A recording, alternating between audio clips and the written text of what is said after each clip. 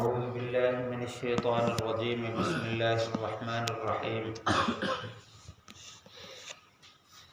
أو كصيب من السماء فيه ظلمات ورعد وبرق يجعلون أصابعهم في آذانهم من الصواعق حذر الموت والله محيط بالكافرين.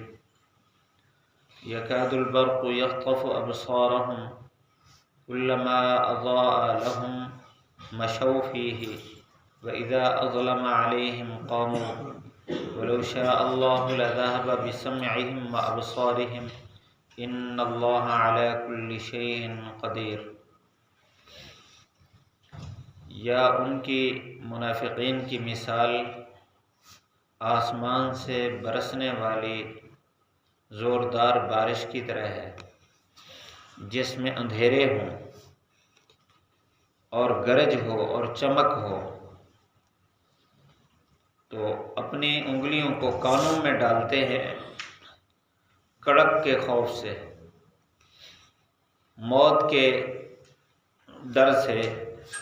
اللہ تعالیٰ احاطہ کرنے والا ہے کافروں کا، قریب ہے کہ چمک ان کی آنکھوں کو چندیا دے۔ جب بھی ان کے لیے روشن کرتی ہے، وہ بجلی روشنی کرتی ہے تو چل پڑتے ہیں اس میں، جب ان پر اندھیرا چھا جاتا ہے تو پھر کھڑے ہو جاتے ہیں۔ اگر اللہ تعالیٰ چاہے تو ان کے کانوں کو، آنکھوں کو لے جائے، بے شک اللہ تعالیٰ ہر چیز پر قدرت رکھنے والا ہے۔ منافقین کی صفات، تعریف، صفات اور ان کے امراض، ان کے فسادات کے ذکر کرنے کے بعد اللہ تعالیٰ نے مثال سے سمجھایا۔ دو مثالیں بیان فرمائی ہیں۔ ایک مثال مثلہم کمثل الذی استوقد نارا، اور دوسری مثال او کصیب من السماء سے۔ پچھلے درس میں یہ عرض کیا تھا کہ منافقین کی دو قسمیں ہیں۔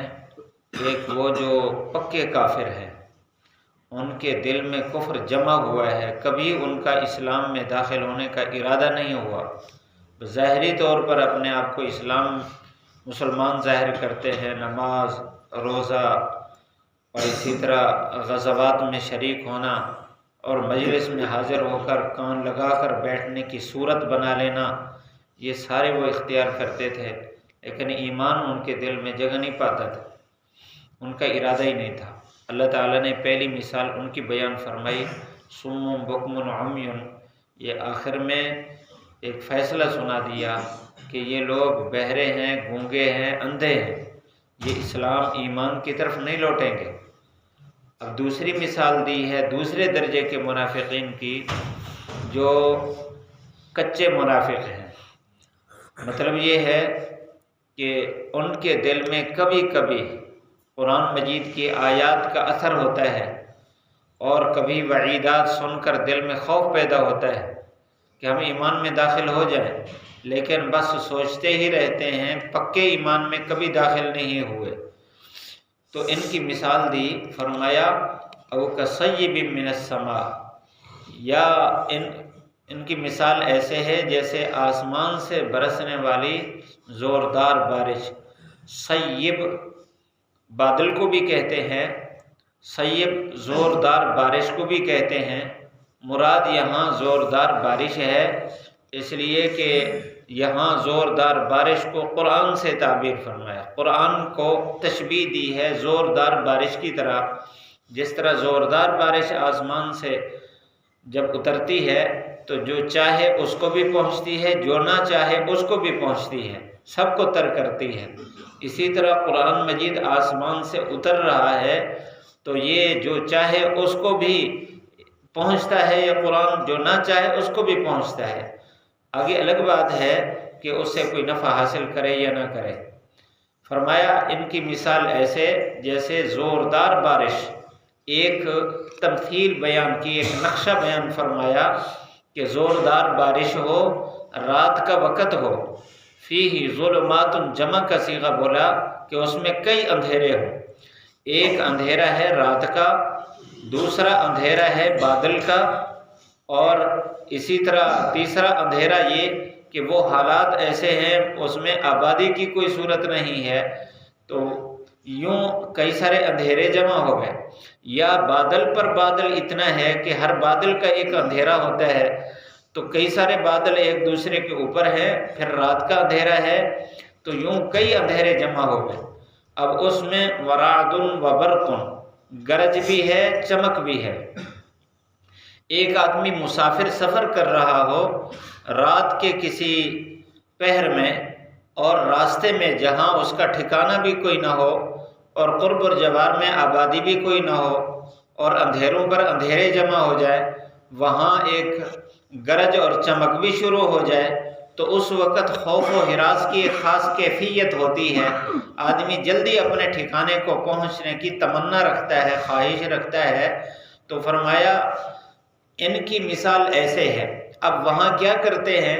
اور تو کچھ نہیں کر سکتے۔ یجعلون اصابعہم فی آذانہم من الصواعق، جو کڑک اٹھتی ہے اس کڑک کے خوف سے بچنے کے لیے اور گھبراہٹ سے اپنے آپ کو بچانے کے لیے کانوں میں انگلیاں ڈال لیتے ہیں، حذر الموت، موت کے ڈر سے کہ کہیں ہمارے اوپر بجلی نہ گر جائے، یا اس سخت کڑک کی وجہ سے ہمارا دل نہ پھٹ جائے اور ہم مر نہ جائیں۔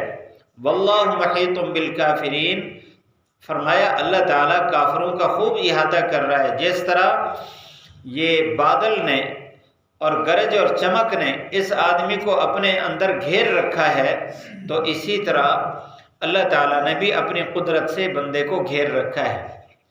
اب یکاد البرق یخطف ابصارہم، جب وہ چمک اٹھتی ہے تو وہ اتنا تیز ہوتی ہے کہ انسان کی آنکھ اس کو برداشت نہیں کر سکتی، آنکھ کے ساتھ اس کی برابری نہیں ہو سکتی، اس لیے جب وہ چمکتی ہے تو فوراً انسان کی آنکھیں بند ہو جاتی ہیں۔ تو فرمایا کہ قریب ہے کہ اچک لے ان کی آنکھوں کو یہ چمک، لیکن اس وقت کیا حالت ہوتی ہے؟ کلما اضاء لہم، جب اس چمک نے روشنی ڈال دی ارد گرد، پہلے تو پتہ نہیں چل رہا کہ آگے گڑھا ہے، آگے کوئی سانپ بچھو ہے، نقصان دہ چیز ہے یا صاف راستہ ہے، جب روشنی ہوئی مشوا فیہ، اس میں چل پڑے۔ وَإِذَا أَظْلَمَ عَلَيْهِمْ، جب پھر وہ چمک ختم ہو گئی اور اندھیرا چھا گیا، قاموا، پھر وہاں کھڑے ہو جاتے ہیں۔ یہ سارا منظر پیش کر کے اللہ تعالیٰ نے منافقین کی کیفیت کو بیان فرمایا۔ اب منافقین کی کیفیت اس طرح ہے کہ آسمان سے قرآن اتر رہا ہے بارش کی صورت میں، اور اس میں اس قرآن مجید میں اللہ تعالیٰ نے خوبصورت مناظر جنت کے اور ایمان کے بھی بیان فرمائے ہیں، اور اسی طرح کافروں کے مناظر بھی اور ان کی پکڑ کا بھی ذکر ہے، قوم عاد، قوم سمود، ان سب کا ذکر ہے۔ تو جب آیات پڑھی جاتی ہیں اور قرآن مجید کے خاص انوارات ظاہر ہوتے ہیں تو یہ ایسے ہے جیسے کہ بجلی چمکی، اور جب کافروں کا تذکرہ ہوا اور وعیدات کا تذکرہ ہوا یہ ایسے ہے جیسے گرج ہوئی۔ اب جب گرج آتی ہے تو پھر یہ اپنے کانوں میں انگلیاں ڈال لیتے ہیں موت کے ڈر سے، یعنی اس وقت ان کے دل پر تھوڑا بہت اثر ہوتا ہے کہ کہیں ہم کفر میں نہ مر جائیں، ہمیں ایمان میں داخل ہونا چاہیے۔ اور آگے اللہ تعالیٰ نے فرمایا کہ وَإِذَا أَظْلَمَ عَلَيْهِمْ قَامُوا، اچھا كُلَّمَا أَضَاءَ لَهُمْ مَشَوْا فِيهِ، جب روشنی ہوتی ہے تو تھوڑا سا چلتے بھی ہیں، یعنی تھوڑا سا ایمان کی طرف آتے ہیں اور ان کا رجحان ہونے لگتا ہے۔ اور اسی طرح بعض مفسرین نے فرمایا کہ جب ان کے لیے فتوحات کے خبریں پہنچتی ہیں اور اسی طرح غنیمت کا مال آتا ہے، کچھ نہ کچھ نفع پہنچتا ہے ان کو، پھر کہتے ہیں ہمیں ایمان میں داخل ہونا چاہیے۔ تو جب یہ سلسلہ رک جاتا ہے یا وعیدات جو آتی ہیں ان کا سلسلہ رک جاتا ہے، درمیان میں کچھ وقفہ آ گیا وحی میں، تو پھر یہ نفاق کے اندر چلتے رہتے ہیں۔ ان کی اس طرح کی کیفیت رہتی ہے، یہ نہ ایمان میں داخل ہوتے ہیں اور نہ کفر کو واضح کرتے ہیں، اسی طرح کی متزلزل صورت کے اندر یہ اس کیفیت میں رہتے ہیں۔ اللہ تعالیٰ نے آیت کے اگلے حصے میں فرمایا اگر اللہ تعالیٰ چاہے تو ان کی اس صلاحیت کو بھی ختم کر دے، لیکن اللہ تعالیٰ نے ان کو مہلت دے رکھی ہے کہ شاید یہ ایمان میں داخل ہو جائے۔